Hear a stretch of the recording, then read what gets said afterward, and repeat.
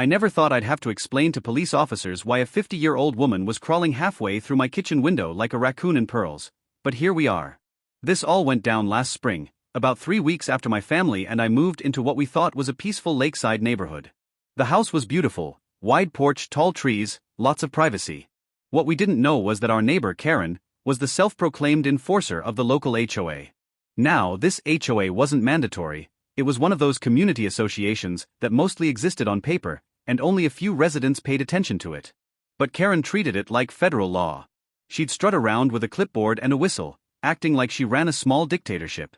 The first time I met her, she knocked on my door unannounced. "Karen, hi. I'm the president of the Lakeside HOA. You'll need to fill out your compliance packet." ME. Compliance packet. Karen, yes, for house colors, lawn length, and vehicle visibility. Wie like Tings Uniform hier? I smiled politely.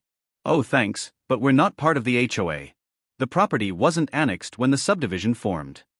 Karen frowned, clearly unused to hearing the word no. That's impossible. Everyone on this street belongs to the HOA. Me, not according to my deed. She left, muttering something about getting this straightened out. I figured that was the end of it. Spoiler, it wasn't. The next few days, weird things started happening.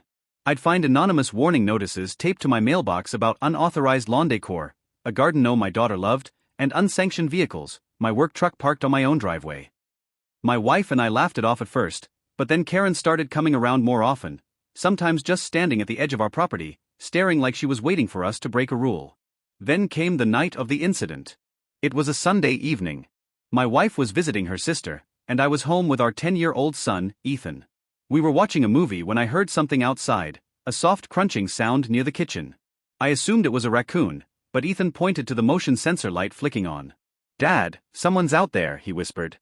I stood up quietly and peeked through the kitchen doorway, and nearly dropped my drink.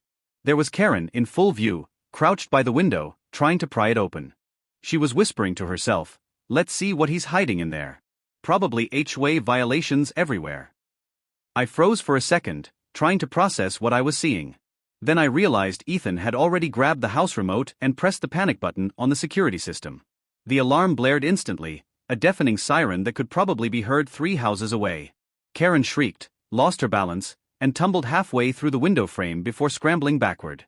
But by that point, it was too late. The security company had already called 911. Ethan was laughing nervously. "Dad, did Karen just break into our house?" "Looks like it," I said, locking the window and stepping outside. By the time I got out there, Karen was trying to act like she was the victim. "You scared me half to death." "Why would you set off the alarm?" "Because you tried to crawl through my window, Karen." I snapped. "I was checking for safety violations. I thought I smelled gas." "You smelled gas from outside, through a closed window?" "At 9 p.m.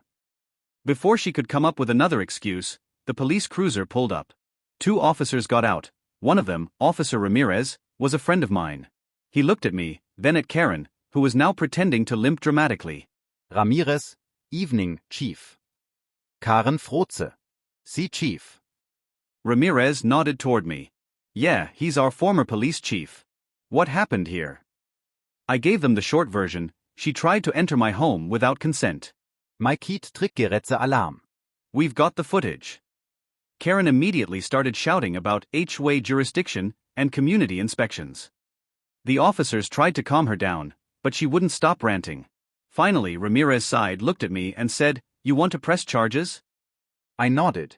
"Yes, for trespassing and attempted unlawful entry." Karen went pale. "You can't arrest them, eh?" "I run this neighborhood." "Ramirez, ma'am, right now you're running out of excuses." She was handcuffed and taken away.